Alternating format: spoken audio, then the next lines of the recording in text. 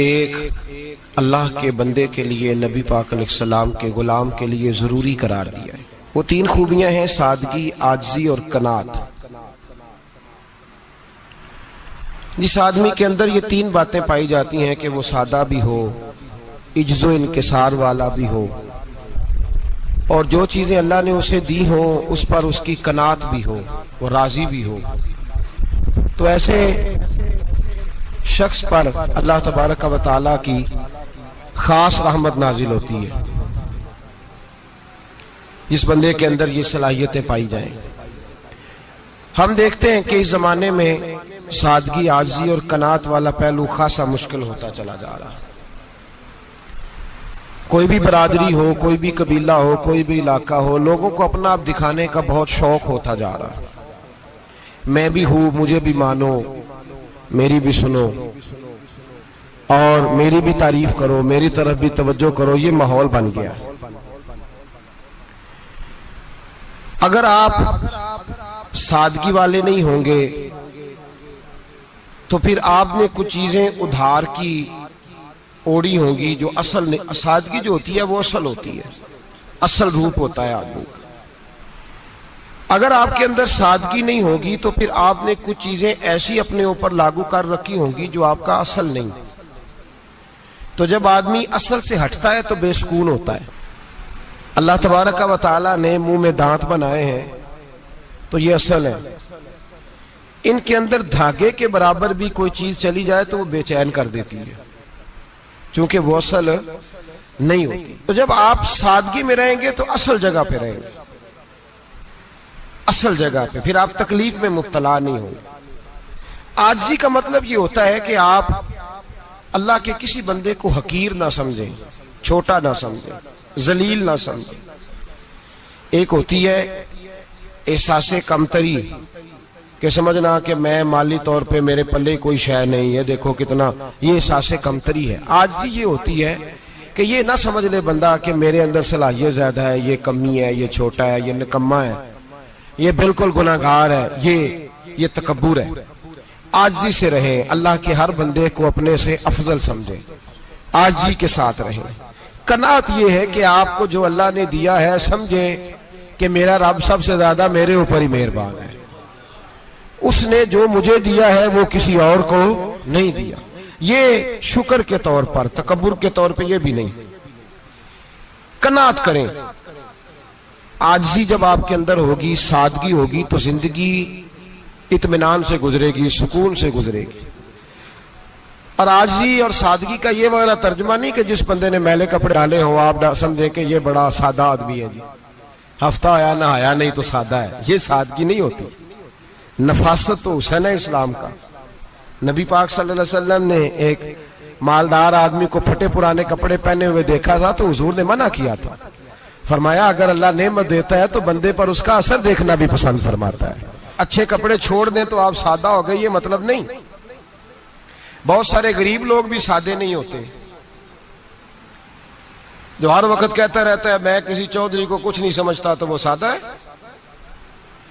جو کہتا رہتا ہے کوئی نہیں میری نظر میں آپ بڑا سیانا ہوں، فلانا بندہ آیا تو میں نے لاجواب کر دیا، دو باتیں نہیں پھر وہ کر سکا آگے سے، تو آپ سادے؟ آپ تو بڑے مہان تیز آدمی ہیں بھائی، آپ تو اپنی کرامت سنا رہے ہیں۔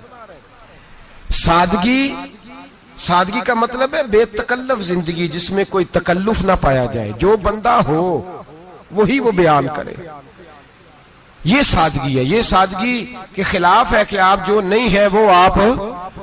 میرا ایک تجربہ ہے، اس کو آپ قرآن و حدیث کا نچوڑ نہ سمجھیے گا، میری ذاتی بات ہے تو اس کو ذاتی رہنے دیجیے گا۔ کبھی کبھی میں پریشان ہوتا ہوں، آپ کسی کی دعوت کھانے جائیں نا، وہ عقیقے کی ہو، ولیمے کی ہو، کوئی بھی ہو، اچھا جب آپ کھا لیتے ہیں نا تو پھر وہ آدمی مطالبہ کرتا ہے کہ آپ اس کی تعریف کریں، اور اس کا یہ مطالبہ ہوتا ہے۔ وہ بالکل میری طرح کا دیہاتی بھی ہو تو کہتا ہے میں منڈیاں نو کل آکھیا کہ لیاؤ پھر کوئی کٹا چنگا تگڑا جیا، اج جی آکھن نہ کہ جناب دی دعوت سی تے اس پکائے کچھ نہیں۔ وہ پھر جس لے کٹا ایڈا ودیا لیا کے نائی اگے رکھیا تے انہیں پہلی بار انج دا ویکھیا سی، انہیں پھر بنایا کہ کمال کر چھڑی۔ مطالبہ کیا ہے اس کا بھلا؟ تو انو آکھے کہ جنج دی تساں روٹی پکائی میں کدے نہیں کھا دی. یہ ہر آدمی کا مطالبہ, ہر آدمی. جناب میں سویرے گیا ہوں تو تازی سبزی سپیشل آپ کے لیے میں لے کے آیا ہوں, اور یہ وہ والی لایا ہوں جو ملتی نہیں تھی پوری دنیا سے, صرف مجھے ملی ہے. تو یہ عاجزی نہیں, یہ سادگی نہیں, یہ بناوٹ ہے. یہ میں امیر غریب یہ سارے لوگ یہ کام کرتے ہیں, سارے.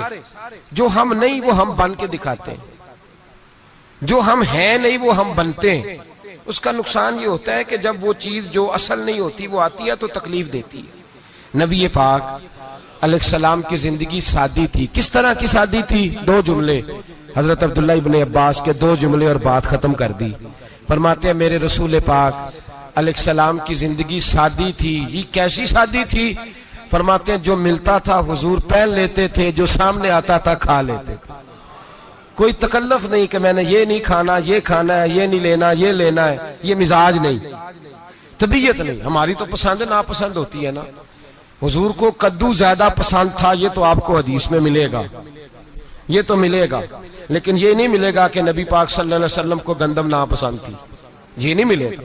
آپ کو یہ تو ملے گا کہ رسول پاک کو دودھ زیادہ پسند تھا, یہ نہیں ملے گا کہ سادہ پانی ناپسند تھا. یہ تو آپ کو ملے گا کہ نبی کریم سید عالم صلی اللہ علیہ وسلم ضمیر پر سونے کو پسند کرتے تھے. یہ نہیں ملے گا کہ چارپائی پہ سونے کو ناپسند کرتے تھے. یعنی حضور کی زندگی سادی ہے, اس میں تکلف ہماری پسند ناپسند ہوتی ہے, اور جو شے ہمیں پسند نہیں وہ پھر ہے ہی نہیں صحیح, وہ غلط ہو گئی فوراً, وہ سرے سے اس کا کوئی اثر ہی نہیں رہا, وہ بالکل تباہ ہو گئی. میرے حبیب پاک سید عالم علیہ السلام نے سادی زندگی گزاری اور عاجزی والی زندگی گزاری. ہم لوگ عاجز نہیں ہوتے, عاجز نہیں. اگر ہم لوگ عاجز ہو جائیں تو لڑائیاں ختم ہو جائیں. ہر خاندان میں ہر گھر میں لڑائی ہے, اس کا مطلب ہے کہ عاجزی, جہاں عاجزی ہوتی ہے وہاں لڑائی نہیں ہوتی, جھگڑا نہیں ہوتا. ہمارا بھائی سے, بھتیجے سے, بھانجے سے, بیوی سے, سسرال والوں سے, رشتہ داروں سے, بھائیوں سے اگر اختلاف چل رہا ہے اور ہر جگہ چل رہا ہے تو ساری جگہ تو غلطیاں نہیں نہ پائی جاتی, کہیں ہماری بھی غلطی ہوتی ہے. تو یہ جو اختلاف چل رہے ہیں اور صلح نہیں ہو رہی, اس کی وجہ یہ ہے کہ ہمارے اندر عاجزی انکساری ہو, تو پھر تو جھگڑا ہی کوئی نہیں. میرے نبی پاک علیہ السلام کی زندگی میں عاجزی ہے, انکساری ہے. اس لیے حضور نے کبھی لمبی چوڑی باتیں نہیں سنائی. صحابہ کہتے ہیں نبی پاک علیہ السلام تقریر چھوٹی کرتے تھے, نماز لمبی پڑھتے تھے. تقریر, نماز, ہماری باتیں لمبی اور نمازیں اللہ اکبر الٹ بالکل سلسلہ. نبی پاک علیہ السلام نے سادگی, عاجزی کو اپنایا. بہت غریب آدمی, بڑا ماڑا بندہ جو 100 روپیہ دیہڑی لیتا ہے, اور باہر جب وہ دیہڑی کرنے گیا ہے تو وہ شام کو جب اس نے نا سمیٹا ہے نا وہ سیمٹ اور ریت اور وہ ساری چیزیں, تو وہاں وہ جھاڑو پھیر کے آیا ہے. پھیرتے ہیں نا جی مزدور جھاڑو, یہ کام وہ کرنے کو تیار ہے, پر اپنے گھر میں آ کے جھاڑو دینے کو تیار نہیں ہوئی, اس لیے کہ یہ اس کی مردانگی کے خلاف ہے. باہر جب وہ گیا ہے, کسی ہوٹل میں کام کر رہا ہے, ٹائی پینٹ کوٹ پہن کے وہ بڑا اچھا, وہاں اگر اس کو برتن دھونے پڑے ہیں تو دھو لیے, بلکہ اگر ناراض نہ ہو جائیں باہر رہنے والے ساتھی تو ڈھیروں لوگ باہر جا کے ہوٹلوں میں برتن مانجتے ہیں, لیکن وہاں ان کے روب کو, ان کے نام کو کوئی دھبا لگتا, لیکن گھر کے اندر جس برتن میں انہوں نے خود روٹی کھائی ہے, اگر ان کو یہ کہہ دیا جائے نا کہ یہ دھو لو, تو پھر تو طلاق تک نوبت آ جاتی, پھر تو مسئلہ خراب ہے. پھر تو ہو سکتا ہے کہ بیوی کی اماں کی بھی خیر نہ ہو, تجھے اس نے سکھایا کچھ نہیں, مجھے تو نے کہہ دیا اٹھ جا. یہ ہمارا حال ہے, اور ہے ہم سارے عاجز مسکین, ہے ہم سارے ماڑے غریب, یہ سارا اپنی جگہ طے. لیکن جہاں ڈٹنا ہے, بلکہ یوں سمجھ لیں کہ جہاں روب نہ چلا وہاں مسکین ہو گئے, اور جہاں چل گیا اب بادشاہ ہو گئے. میرے رسول پاک سید عالم علیہ السلام کا اسوہ نور سنو, سیدہ طیبہ طاہرہ حضرت عائشہ صدیقہ رضی اللہ تعالیٰ عنہ فرماتے ہیں, حضور گھر میں آتے, اگر گھر کے اندر جھاڑو دینے والا ہے تو مصطفیٰ نے اٹھا کے کام کرنا شروع کر دیا ہے. یہ معمولی بات نہیں. اگر حضرت فاطمہ الزہرا کی چکی پیسنے کے لیے فرشتے آ سکتے ہیں تو رسول پاک کے گھر کا کام کرنے کے لیے بھی آ سکتے ہیں. لیکن میرے نبی پاک صلی اللہ علیہ وسلم گھر میں اپنے کپڑے دھو لیتے, پھٹ جاتے تو حضور سی لیتے. یہاں تک کہ حضرت عائشہ فرماتی ہے ایک دن حضور نے کہا کھانا پکاؤ, تو میں نے کہا کنیز آٹا گوندھ رہی ہے. نبی پاک نے معلومات کی تو پتہ چلا کہ وہ کنیز تو جا چکی, بیمار تھی. فرماتی ہیں حضور نے اپنے دستے مبارک سے آٹا گوندا, نبی پاک نے گوندا, نبی پاک نے. لگے جو مزدور شاہ ایسا, نہ دھن نہ دولت سربراہ ایسا, عرش نشیں کا زمین پہ گھر ہے, میرا پیغمبر عظیم تر ہے.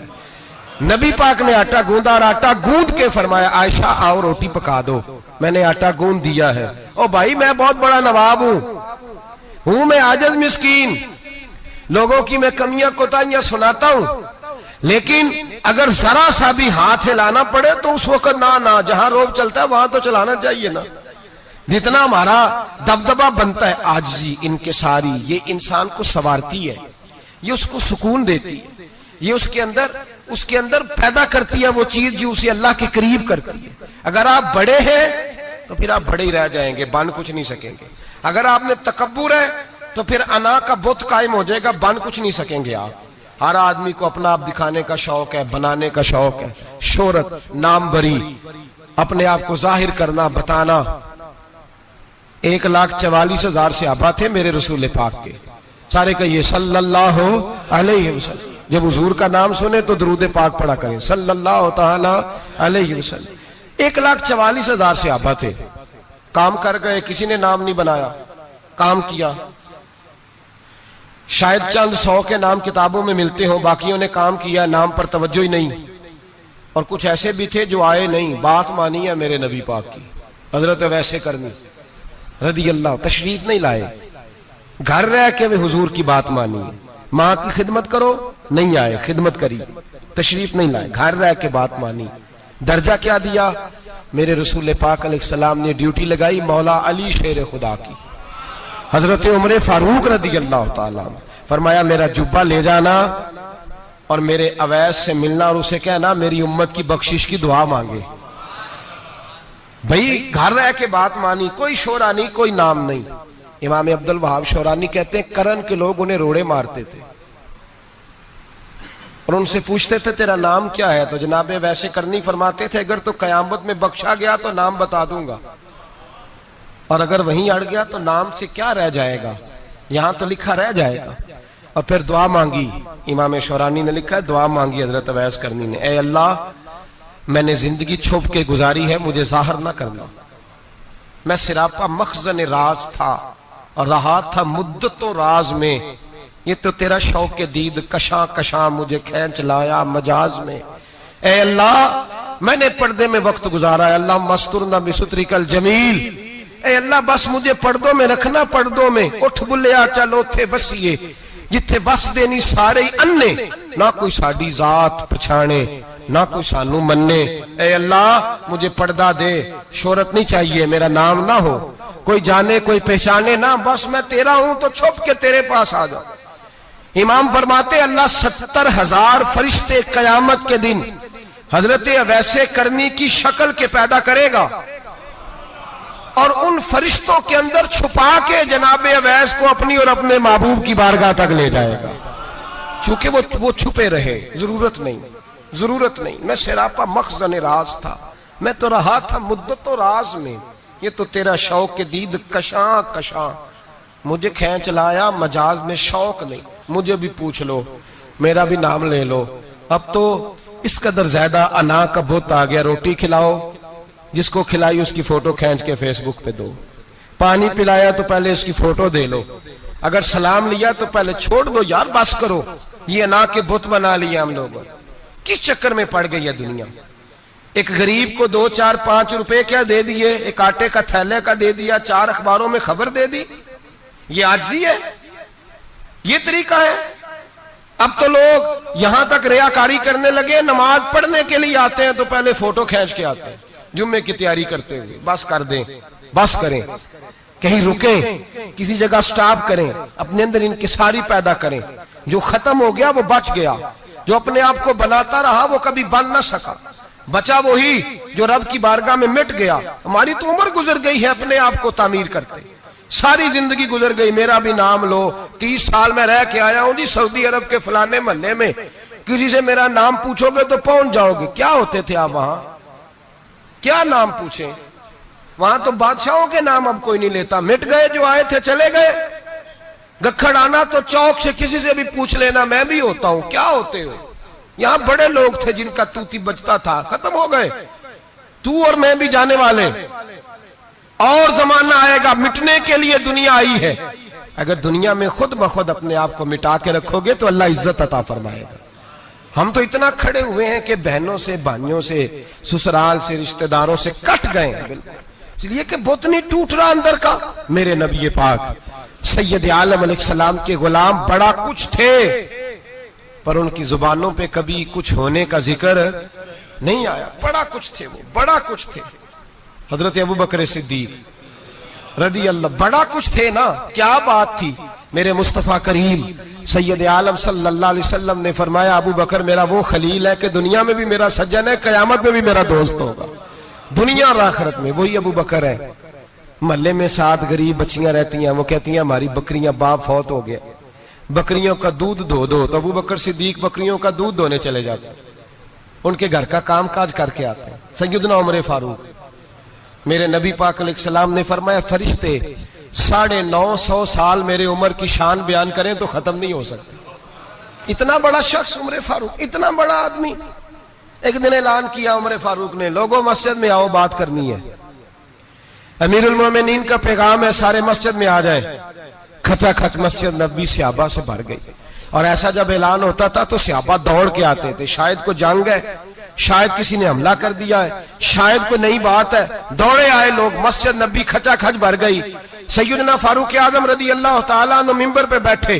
حضرت عبد الرحمن ابن عوف رضی اللہ تعالیٰ عنہ فرماتے ہیں کہ صحابہ تجسس کے دیکھ رہے ہیں کہ پتہ نہیں کسی طرف سے پیغام نہیں آ گیا, کوئی کافر حملہ نہیں کرنے لگا, اللہ جانے کیا ہوا ہے. بڑی پریشانی ہے. عمر بیٹھے, اللہ کی حمد کی, نبی پاک صلی اللہ علیہ وسلم پر درود پڑھا, اور پھر عمر فاروق بولے, فرمانے لگے میں جب مکے میں رہتا تھا نا تو کبھی گھر میں قحط آ جاتا تھا, کبھی قحط آتا تھا گھر میں, بکریوں کے دودھ خشک ہو جاتے تھے, گندم نہیں ملتی تھی, پانی نہیں ہوتا تھا.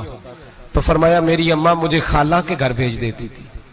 قبیلہ بنو مخزوم, اس قبیلے میں میری خالہ کی شادی ہوئی تھی تو وہ مالدار لوگ تھے, ان کے پاس زیادہ بکریاں, زیادہ اونٹ, زیادہ گائیں, زیادہ کھیت تھے. حضرت عمر فاروق فرمانے لگے میں ان کے گھر جاتا تو میرے خالو سمجھ جاتے کہ عمر کو اس لیے بھیجا گیا ہے کہ قحط آ گیا ہے.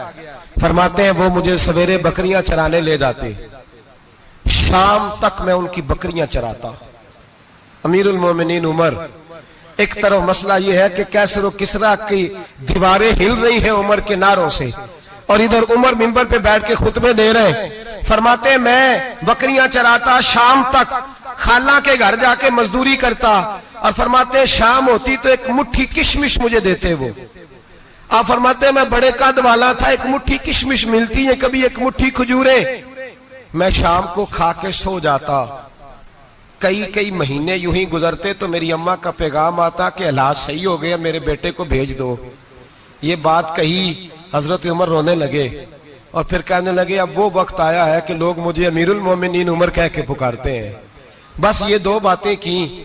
عمر نے کہا چلو ظہر کا وقت ہو گیا, اذان پڑھو, اٹھو نماز پڑھے, اٹھو. اذان ہوئی, اقامت ہوئی, جناب عمر نے نماز پڑھائی, لوگ چلے گئے تو سیدنا عبد الرحمن ابن عوف یارانہ تھا جناب عمر سے, بازو پکڑ کے کہنے لگے عمر سیاںا بندہ یار, تو یہ 2 باتیں سنانے کے لیے اتنا مجمع اکٹھا کیا تھا, یہ 2 باتیں کہنے کے لیے کہ میں خالہ کے گھر جا کے مزدوری کرتا تھا تو ایک مٹھی کشمش ملتی تھی, ایک مٹھی کھجوریں, یہ کہنے کے لیے کہ میں بکریاں چرایا کرتا تھا.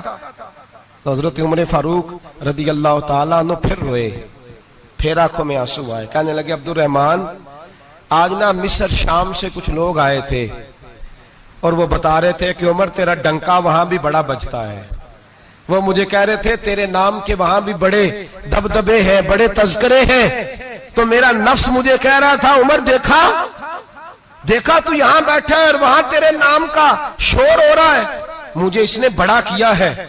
تو میں نے آج مصطفیٰ کے سارے غلام کٹھے کر کے اپنی اوقات بتا دی ہے.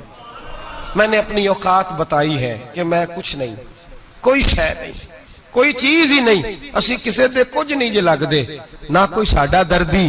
میں نے بتایا ہے کہ میں تو کسی کے بکریاں چرا کے ایک مٹھی کشمش لے کے گزارا کیا کرتا تھا. مجھے میرے کچھ ساتھی نا لے گئے گجرانوالا سردیوں کے موسم میں. مجھے کہنے لگے سویٹر پسند کر لیں اپنی مرضی کا. تو میں نے کہا یار مجھے تو وہی مزہ آتا ہے جو میری اماں کروشیے سے بنایا کرتی تھی. وہ پہلے ابا پہنتے تھے، پھر وہی سویٹر بڑا بھائی پہنتا تھا، پھر ہمارے کھاتے میں آ گیا. اور پھر اس کی تعریفیں ہوتی تھی غربت چھپانے کے لیے. اس کی تعریفیں ہوتی تھی بڑی محنت سے بنا ہے جی، کیا بات ہے، بڑا گرم ہے. تو اب چھوٹے بھائی کو دے دیا جائے. ہم نے کہا وہی زمانہ دیکھا ہے، وہی رنگ دیکھا ہوا ہے اور اس پر فخر ہے. اب تو لوگ جب کچھ ہو جاتا ہے نا، 2-4 لوگ جاننے لگتے ہیں تو لوگ فٹافٹ دعویٰ کر دیتے ہیں خاندانی رئیس اعظم ہوں، بڑی بات ہے. ایسی کوئی بات نہیں. جس کو اپنا آپ یاد رہتا ہے اسے خدا بھی یاد رہتا ہے. جسے اپنا آپ یاد رہتا ہے اسے رسول اللہ بھی یاد رہتے ہیں. جسے اپنا آپ یاد رہتا ہے اس کی نظر میں دوسرے لوگ بھی کچھ ہوتے ہیں. میں عمرے کے لیے حج کے لیے جاتا رہتا ہوں. رب مجھے اپنے فضل سے بلا لیتا ہے. تو میں ایئرپورٹ سے نیچے اترا تو ایک صاحب میرے جاننے والے تھے، دوڑ کے آئے اور مجھے کہنے لگے کیا بات ہے، سنا ہے اس دفعہ آپ سعودی ایئر لائن سے آئے، سیدھا مدینہ شریف آئے، کیا بات ہے آپ کی. اور میں نے کہا صاحب چھوڑ دیں، میں بھی جب پہلی دفعہ آیا تھا تو میں بھی بڑا گور کے ایئرپورٹ دیکھتا تھا. میں نے کبھی دیکھا جو نہیں تھا، میں بڑا گور کے دیکھتا تھا. کوئی ایسی بات نہیں ہے، یہ نظام قدرت ہے، بادشاہ کے فیصلے ہیں. وہ جب چاہتا ہے جس طرح کے چاہتا ہے فیصلے فرما لیتا ہے. تو یہ اس کے فیصلوں کی بات ہے. ہم لوگ نا جس حیثیت پہ ہوتے ہیں وہیں رہ جاتے ہیں، پچھلی بات بھول جاتے ہیں. اس لیے ہم چاہتے ہیں جو بھی ہمیں ملے جھک کے ملے، جو بھی آئے. اور یہ میرا آپ کا سب کا مشترکہ معاملہ ہے. میرے نبی پاک صلی اللہ تعالی علیہ وسلم نے صحابہ سے پوچھا تمہیں بتاؤں جنت کے بادشاہ کون ہوں گے؟ جنت کے عام لوگ نہیں، جنت کے، بولیے گا ذرا، جنت کے اللہ بادشاہ. جنت میں تو جانا بڑی بات ہے، اور حضور جنت کا بھی بادشاہ. ابن ماجہ میں لفظ ہے. تمہیں پتہ ہے جنت کے بادشاہ کون ہوں گے؟ تو میرے مصطفیٰ کریم صلی اللہ تعالی علیہ وسلم کے غلاموں نے کہا حضور ہمیں نہیں پتا. تو حضور نے فرمایا جنت کے بادشاہ وہ لوگ ہوں گے جنہیں دنیا میں کوئی بھی نہیں جانتا تھا، جن کے کپڑے سادے ہوتے تھے، جو غریب لوگ ہوتے، جو سفارش کرتے تھے تو ان کی قبول کوئی نہیں کرتا تھا، جو کسی کے ساتھ جاتے تھے تو ان کو مانتا کوئی نہیں تھا. وہ جنت کے بادشاہ ہوں گے، بادشاہ. اور فرمایا قیامت کے دن جب لوگ انہیں دیکھیں گے تو ان پر فخر کریں گے، رشک کریں گے، کہیں گے کیا بات ہے تمہاری. یہاں تو شوق ہی بڑا ہے. غریبوں نے بھی پوسٹر بنائے ہوئے ہیں، ڈاکوؤں، لٹیروں، چوروں کی تصویروں کے ساتھ لگوائے ہوئے، اپنے آپ کو بڑا کرنے کے لیے. آج اختیار کریں، اپنے آپ کو مٹانے کی کوشش کریں. رب کریم کے بندے آگے بڑھ کے اپنا آپ دکھاتے نہیں. بڑا شوق ہے، پہلے فوٹو کھچا لو، باقی باتیں بعد میں ہوں گی. پہلے ویڈیو بنا لو، باقی کچھ اور بعد میں ہوگا. پہلے اب تو پرسوں ترسوں مجھے ایک مولانا کہنے لگے کہ آپ سے میں نے، وہ یہاں جمعہ پڑھنے آتے ہیں کبھی کبھی، میرے دوست ہیں، کہتے ہیں آپ سے میں نے سنا تھا کہ اگر کوئی نبی پاک کا فرمان ہے، اگر کوئی نذرانہ دے تو اس کو لے لو، اگر کوئی تحفہ دے تو اس کو، حضور نے فرمایا لے لو اگر تمہیں کو دیتا ہے، اپنی مرضی سے، مانگنا منع ہے. کوئی دے تو لے لو، ورنہ ایک وقت آئے گا تم مانگو گے تمہیں ملے گا نہیں. جب کو دے تو لے لو. کہنے لگے آپ نے کہا تھا کو دے تو اس وقت سے میں، کوئی سوٹ دیتا ہے مجھے میری مسجد کا نمازی تو میں لے لیتا ہوں، کوئی مجھے کوئی اور شے دیتا ہے تو میں آپ سے سن کے. تو اگر میری مسجد کا نمازی سوٹ پکڑاتے ساتھ فوٹو بھی کھینچے تو پھر میرے لیے کیا حکم ہے؟ وہ خوشبو کی ڈبی دیتے ہوئے ساتھ فوٹو بھی کھینچے، پھر میرے لیے کیا حکم ہے؟ کہنے لگے رمضان میں یہ حال ہوا ہے کہ لوگ کپڑے دے رہے تھے اور فوٹو کھینچ رہے تھے. کیا چکر ہے، کہاں چلے گیا؟ غریب آدمی کی عزت نفس کو کچل ڈالا پکڑ کے. ایک جوڑا سال کے بعد امام کو دیا، اس کی بھی تصویر کھینچ کے فیس بک پہ دے ڈالی. یہ ہماری عاجزی ہے، یہ ہمارا پیار ہے، یہ ہمارا انداز ہے۔ بھائی یہ ہم غلط رستے پہ، غلط ڈگر پہ چل نکلے، ہمیں واپس آنا پڑے گا۔ میرے نبی پاک علیہ السلام نے عاجزی کو پسند کیا۔ حضور شہرت سے، ناموری سے دور رہتے، نبی پاک علیہ السلام نے عاجزی، انکساری اور سادگی اور قناعت ان کو اپنا کے رکھا، سینے سے لگا کے۔ یہ نہیں کہ مال نہیں آیا، بحرین سے لاکھوں دینار آئے حضور کے زمانہ ظاہری میں، تبوک کے بعد فتوحات ہوئی تو لاکھوں دینار آئے، لیکن حضرت عائشہ کہتی ہیں ہمارے گھر میں 4 دن کے بعد ہی روٹی پکی ہے، ہم نے ایک وقت ہی کھانا کھایا، لاکھوں روپیہ آیا ہے پر ہمارے گھر کے اندر جو کھانا آیا ہے وہ سرکہ ہی آیا ہے۔ ہم نے رات اگر روٹی بچ گئی ہے تو سویرے اٹھ کے رات والی کھائی ہے۔ ہمارے گھر کے اندر وہی حالات رہے، اس لیے کہ میرے نبی پاک علیہ السلام نے فرمایا میں تمہاری دنیا سے حاصل کرنے نہیں آیا، میں تو مسافر کی طرح وقت گزارنے آیا۔ ہم زیادہ کے چکر میں نکلے تو بڑا کچھ کچل کے آ گئے، بڑا کچھ۔ عاجزی جب پیدا ہوتی ہے، انکساری جب پیدا ہوتی ہے، جب تواضع آتی ہے، پھر انسان بنتا ہے، پھر وہ سمجھتا ہے، پھر اس کے اندر تبدیلی آتی ہے، پھر وہ۔ اور بزرگ فرماتے ہیں عاجزی والے کو نماز میں بھی لذت آتی ہے، ورنہ تو کسی نے پوچھا تھا، ایک شاعر اسلام آباد میں رہتے تھے، تو ان سے کسی نے پوچھا کہ آپ کا شہر کس طرح کا ہے؟ انہوں نے کہا میرا اس شہر عداوت میں بسیرا ہے جہاں لوگ سجدوں میں بھی لوگوں کا برا سوچتے ہیں۔ میرا اس شہر عداوت میں بسیرا ہے جہاں لوگ سجدوں میں بھی لوگوں کا، نماز پڑھتے ہوئے کہتے ہیں دیکھو کتنی بو آ رہی ہے اس سے، کپڑے نہیں بدل کے آیا، نماز پڑھتے ہوئے بھی ساتھ والے کے بارے میں برا سوچ رہے ہیں۔ جب آجی سید احمد کبیر رفاعی رحمت اللہ تعالی علیہ، یہ سلسلہ رفاعیہ کے شیخ ہیں، اعلیٰ حضرت رحمت اللہ علیہ نے ان کی بڑی تعریف لکھی ہے فتاوی رضویہ میں۔ مصر کے اندر سلسلہ رفاعیہ اور شاذلیہ بہت سارے لوگ اس سلسلے میں مرید ہیں۔ سید احمد کبیر رفاعی اتنے بڑے صوفی تھے کہ میرے مصطفیٰ کریم صلی اللہ علیہ وسلم کے روضے پر حاضری دینے گئے، نبی پاک کی بارگاہ میں دعا کریں اللہ ہم سب کو وہاں حاضری نصیب فرمائے، اللہ ہم سب کو بار بار یہ موقع عطا فرمائے۔ سید احمد کبیر رفاعی حاضری دینے گئے تو جب نبی پاک کے گنبد پہ پہنچے تو کہنے لگے یا رسول اللہ میں قبر دیکھنے نہیں آیا، میں تو دیدار کرنے آیا۔ حضور یہ تو زیارت میں کرتا رہتا تھا، دیدار کرنے آیا، یہ کہہ کے رونے لگے۔ اتنی دیر روئے کہ میرے مصطفیٰ کریم نے اپنا دست مبارک قبر سے باہر نکال دیا، ہاتھ مبارک باہر آیا، 10,000 لوگوں نے دیکھا۔ کتنے لوگوں نے؟ اب یہاں بھی لوگوں کو شک ہوگا جی کیسے باہر آیا، تو بخاری سنا دیتا ہوں مسئلہ ذرا حل ہو جائے۔ مسجد نبی کی تعمیر ہو رہی تھی، تعمیر تو کہتے ہیں کہ دیوار نہیں، تعمیر کرتے وقت نا ایک دیوار گری، یہ بخاری کے لفظ ہے، دیوار گری تو ایک پیر باہر آ گیا، پیر کو دیکھا تو کہتے ہیں ہاتھ رکھتے تھے تو اس میں بالکل ایسے تھا جیسے خون سائیڈوں پہ ہو گیا، بالکل زندہ۔ شور ہو گیا کہ یہ نبی پاک کا قدم مبارک ہے، حضور کا۔ بہت سارے لوگ کٹھے ہوئے، علماء کو بلایا، پیر دیکھا تو کہنے لگے نبی پاک کا نہیں، یہ تو سیدنا فاروق اعظم کا ہے۔ جب یہ کہا نا فاروق اعظم کا ہے تو پھر ایک شور اٹھا کہ یہ حال ہے ان کے غلاموں کا تو سرکار کا عالم کیا ہوگا، یہ حال ہے ان کے غلاموں کا تو پھر سرکار کا عالم۔ یہ بخاری ہے، تو زندہ ہے واللہ، تو زندہ ہے واللہ، میری چشم عالم سے چھپ جانے والا۔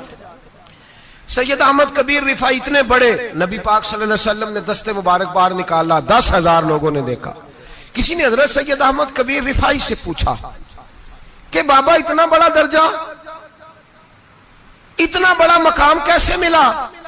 تو بابا جی کہنے لگے زندگی میں کبھی کسی کو حقیر نہیں سمجھا، کسی کو کبھی حقیر، کبھی کسی کو اپنے سے کم تر نہیں سمجھا۔ تو اللہ نے دیکھے نا، اگر آپ نہیں سمجھیں گے تو اس کے لیے بھی آپ کو عنوان مل جائیں گے، اور اگر سمجھنا ہے اپنے آپ کو بڑا تو اس کے لیے بھی موقع مل جاتے ہیں۔ حضرت شفیق بلخی بہت بڑے صوفی بزرگ ہوئے پر نوجوان تھے، جوانی میں ہی اللہ نے بڑا مرتبہ دیا۔ حضرت عبداللہ بن مبارک بوڑھے تھے، دونوں ایک محفل میں اکٹھے ہوئے۔ اب بغداد سارا ماننے والا تھا اور دونوں کا ماننے والا تھا۔ آخر میں دعا بزرگ کرایا کرتے تھے محفل کے اختتام پر۔ حضرت شفیق بلخی جناب عبداللہ بن مبارک سے کہنے لگے آپ دعا کریں، آپ دعا کریں، آپ بزرگ ہیں، اب جس نے جو ماننا ہے اسے اس کے لیے عنوان بھی مل جائے گا۔ حضرت سیدنا عبداللہ بن مبارک کہنے لگے بیٹے تو دعا کر، تیری عمر تھوڑی ہے تیرے گناہ بھی تھوڑے ہیں، تیری عمر تھوڑی ہے تیرے گناہ بھی تھوڑے ہیں۔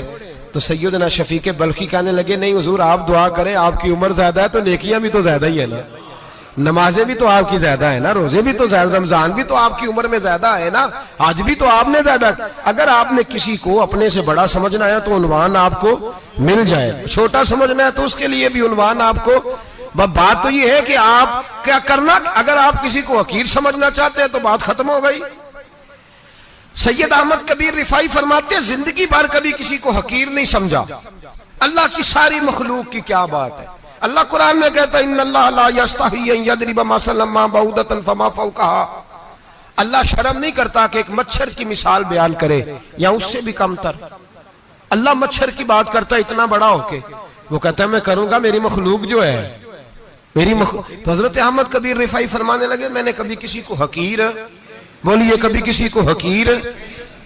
ہم لوگوں کے پاس عنوان بڑے ہیں حقیر سمجھنے کے لیے، ہم سمجھ لیتے ہیں۔ امیر آدمی کہتا ہے غریب محنت کیوں نہیں کرتا، محنت کرے امیر ہو جائے گا، عنوان ہوا کہ نہ تنقید کرنے کا۔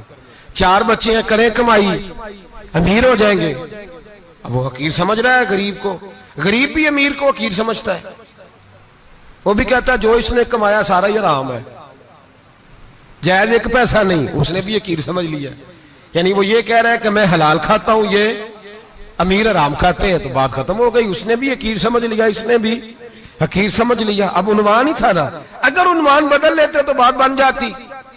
امیر اگر یہ کہتا کہ میں اس غریب کی مدد کروں گا اس لیے کہ پیسے محنت سے نہیں ملتے خدا کے فضل سے ملتے ہیں، تو وہ یہ نہ کہتا کہ یہ محنت کرتا تو آگے چلا جاتا۔ اور غریب اگر سمجھتا اس بات کو تو یہ نہ کہتا امیر سارے حرام ہی کھاتے ہیں، وہ کہتا بھئی رب نے جو میرے لیے پسند کیا مجھے دیا، جو اس کے لیے پسند کیا اسے دیا، بات ختم ہو گئی، جھگڑا ختم۔ عنوان تو مل جائے گا آپ کو، مثبت بھی اور منفی بھی، تو اچھی بات نہیں کہ مثبت اختیار کریں۔ سید احمد کبیر رفاعی کہتے ہیں میں گزر رہا تھا، ایک دن میرے ساتھ ایسا ہوا کہ میں گزر رہا تھا کھیت کے اندر سے، ادھر بھی پانی تھا ادھر بھی پانی تھا، ہوتا ہے نا پانی پانی ہوتا ہے فصلوں میں کئی دفعہ، کب ہوتا ہے زیادہ پانی؟ نہیں جدو کدو کرید ہے جی، اور جب کدو کرتے ہیں نا تو دونوں جانب پانی بھرا ہوتا ہے نا جی، وہ ٹریکٹر بھی پانی میں چلتا ہے، میں پینڈو ہوں نا مجھے زیادہ پتا ہے کیا حالات ہوتے ہیں، تو وہ ادھر بھی پانی ادھر بھی پانی، تو درمیان میں سے وہ منڈیر ہوتی ہے چھوٹی سی، واٹا کھیدا ہے اپنی زبان ہے، تو کہتے ادھر بھی پانی تھا ادھر بھی پانی تھا۔ سید احمد کبیر رفاعی کہتے ہیں میں گزر رہا تھا، عصر کی نماز کا ٹائم ہو گیا، میں جلدی جلدی جا رہا، سامنے سے کتا آ گیا۔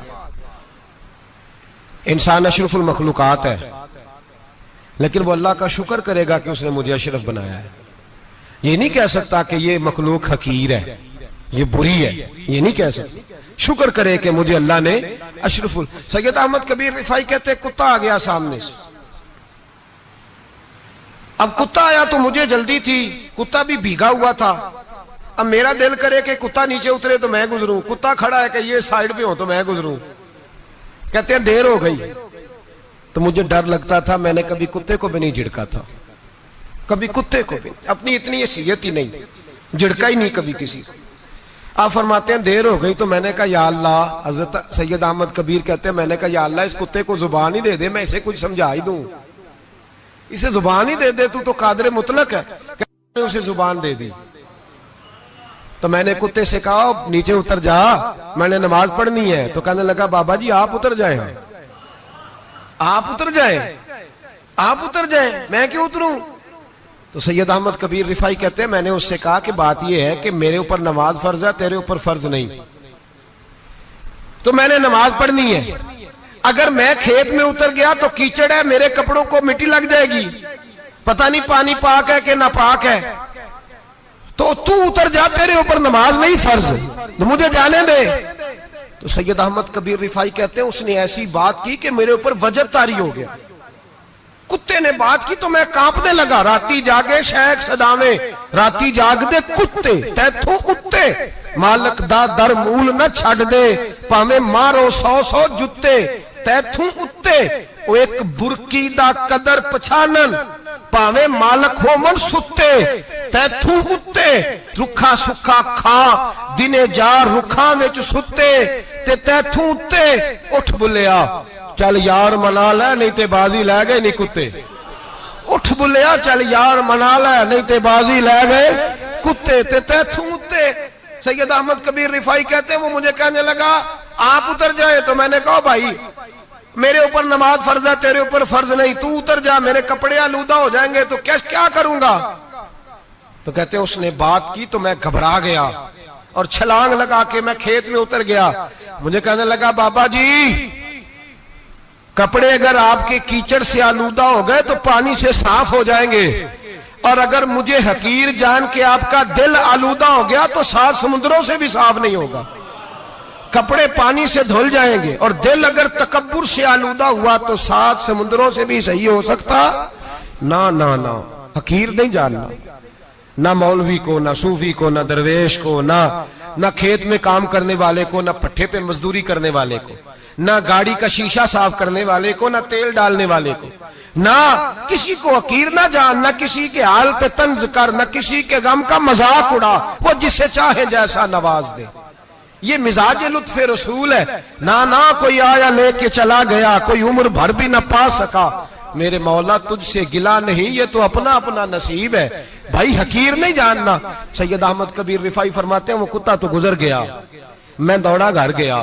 جا کے میں نے غسل کیا کپڑے بدلے فرماتے ہیں پہلے بھی میں اثر پڑتا تھا پر آج جب نماز پڑھی تو بڑا ہی مزہ آیا میں سر سجدے میں رکھوں میرا اٹھانے کو جی ہی نہ چاہے میں رکوع میں جاؤں تو میرا سر اٹھانے کو دل ہی نہ چاہے میرا دل کرے آج مغرب لیٹ ہو جائے آج سورج دیر سے غروب ہو میں آج سارا دن اثر ہی پڑھتا رہوں بھائی جب تو عاجزی والی پڑھتا ہے جب تو انکساری والی پڑھتا ہے جب تو حضرت سیدنا معاویہ بن خطیج رضی ایک حضرت معاویہ بن سفیان ہے ایک معاویہ بن خطیج صحابی ہیں وہ کہتے ہیں میں جنگ فتح کر کے آیا تو سخت گرمی کا موسم تھا مجھے پتا تھا کہ عمر فاروق دوپہر کو آرام کر رہے ہوں گے آپ فرماتے ہیں میں مسجد نبی میں بیٹھ گیا ایک بچی جناب عمر کے گھر سے نکلی تو مجھے کہنے لگی معاویہ آپ کا نام ہے میں نے کہا ہاں اندر جا کے جناب عمر کو بتایا تو عمر دوڑے آئے اور جب آئے تو سر پہ ٹوپی کوئی نہیں پیروں میں جوتا کوئی نہیں کہنے لگے میں تیرا انتظار کر رہا تھا آج مجھے امید تھی تو آئے گا تو نے بتایا کیوں نہیں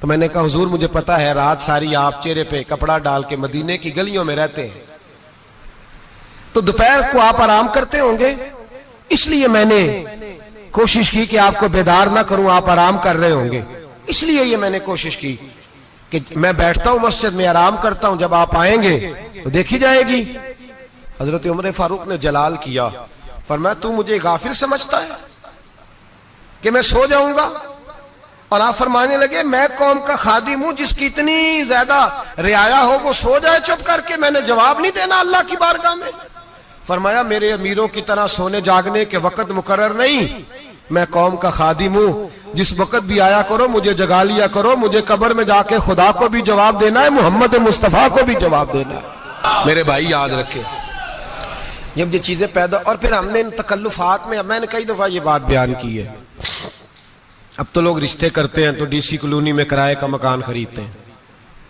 2-4 غیروں کی گاڑیاں منگا کے دروازے کے آگے کھڑا کرتے ہیں رشتہ ہو جاتا ہے بڑا گھر دیکھ کے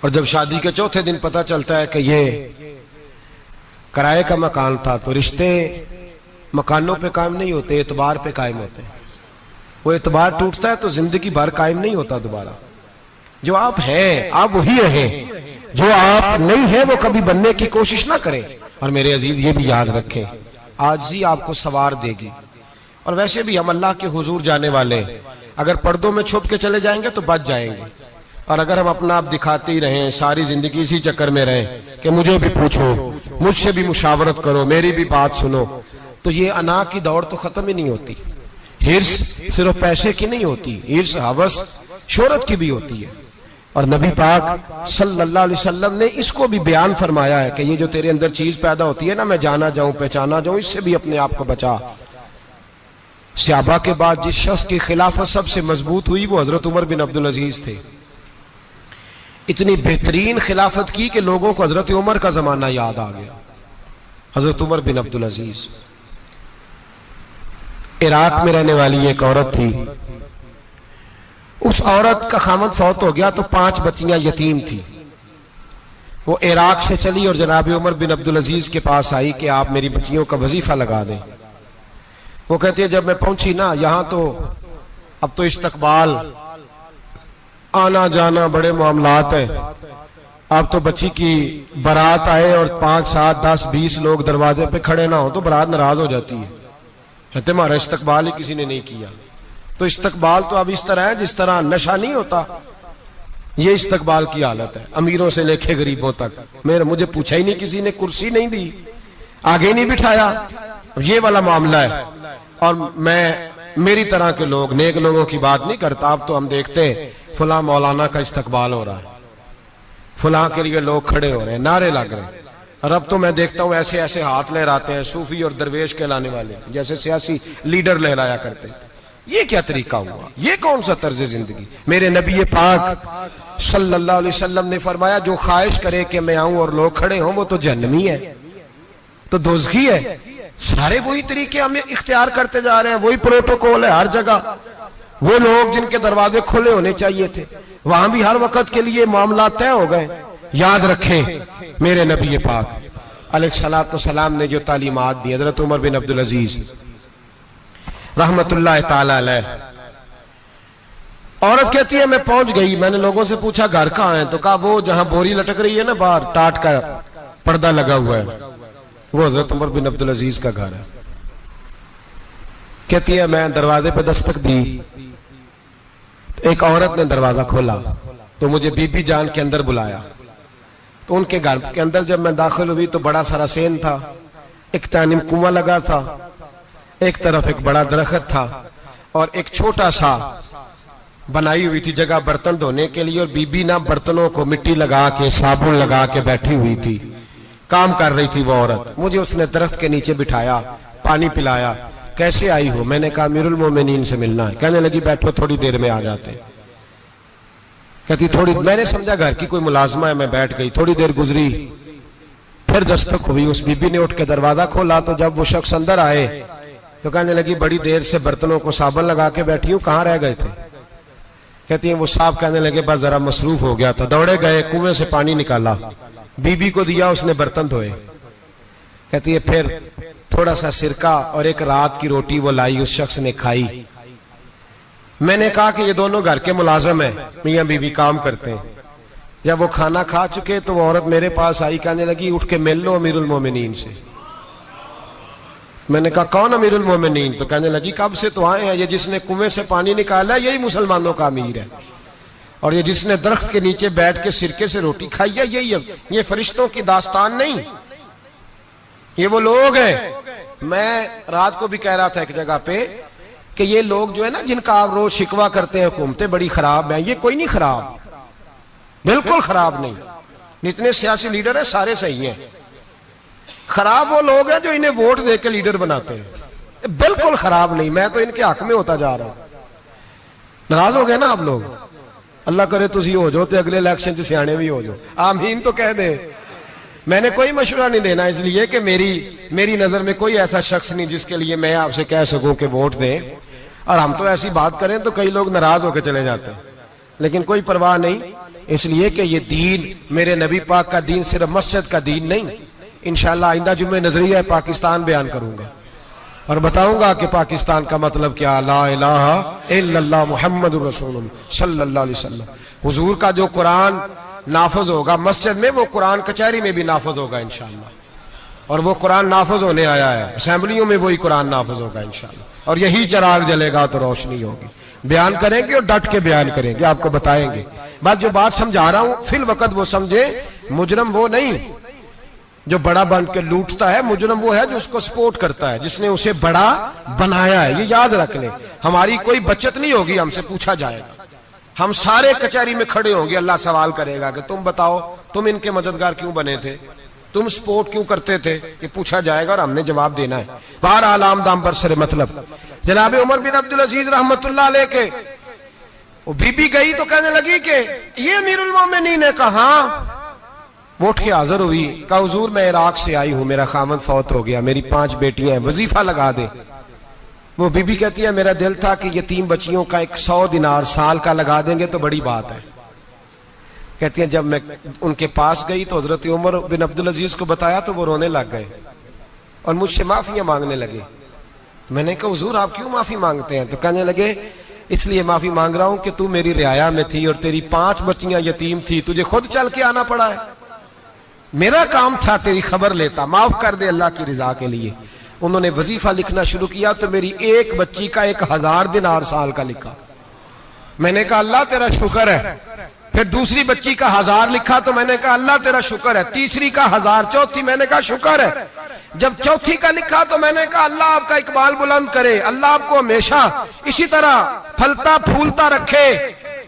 کہتے ہیں جناب عمر بن عبدالعزیز نے قلم رکھ دیا, فرمانے لگے میں 5ویں کا وظیفہ نہیں لکھوں گا, 4 بہنوں سے کہنا بانٹ کے اسے بھی دے دیں. کہا حضور کیوں؟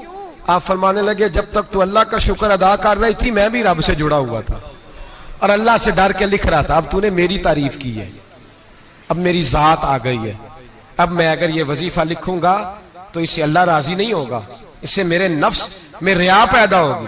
اب میں 5ویں کا نہیں لکھوں گا, جا اور جا کے عراق کے گورنر کو دے.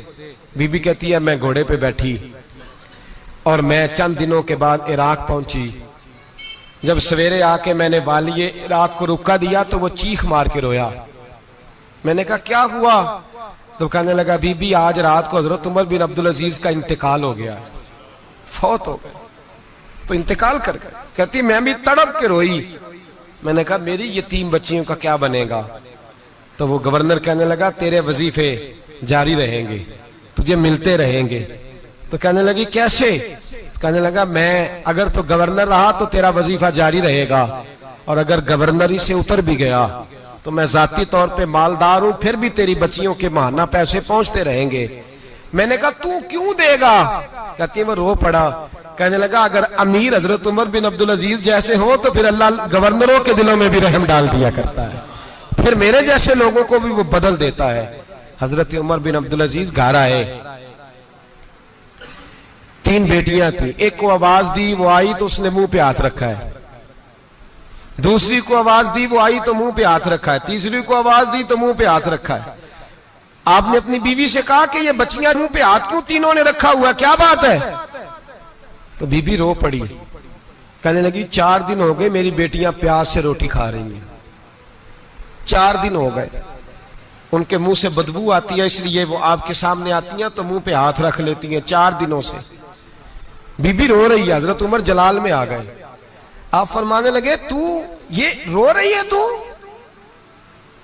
روئی ہے, تو نے میرے گھر میں رہ کے اللہ کی ناشکری کی ہے, تو شکر ادا نہیں کرتی کہ 3 وقت پیاز اور روٹی تجھے گھر کی 4 دیواری کے اندر مل جاتا. رو رہی ہے. اور میں میرے ساتھ باہر نکل, تجھے وہ لوگ دکھاؤں جو جھونپڑیوں میں رہتے ہیں اور مانگ کے کھاتے ہیں. تجھے دکھاؤں. اتنی ناشکری کہ گھر کے اندر پیاز پہنچ رہا ہے, روٹی پہنچ رہی ہے, اور تو کہتی ہے میری بیٹیاں پیاز سے کھاتی ہیں. شکر کر فاقے نہیں کاٹنے پڑے. پھر اگلے لفظ کہے تو رو پڑے. فرمانے لگے میں نے تو مصطفیٰ کے وہ حالات بھی سنے ہیں جس میں کئی دن بی بی فاطمہ نے فاقے کیے. تو گھر کے اندر پیاز پہنچ رہا ہے, تو ابھی بھی سادگی, عاجزی اور قناعت نعمت تھی ان لوگوں کی. ہمارے ہاں روز شکوا ہے, کس بات کا؟ گاڑی کوئی نہیں. روز رونا ہے, کس بات کا؟ بنگلہ کوئی نہیں. روز رونا ہے, کس بات کا؟ بینک بیلنس کوئی نہیں. 10 جوڑے کیوں نہیں عید پہ آئے؟ اور یہ صرف عورتوں کا مسئلہ نہیں, ہمارے اندر بھی یہ بات بدرجہ اولا.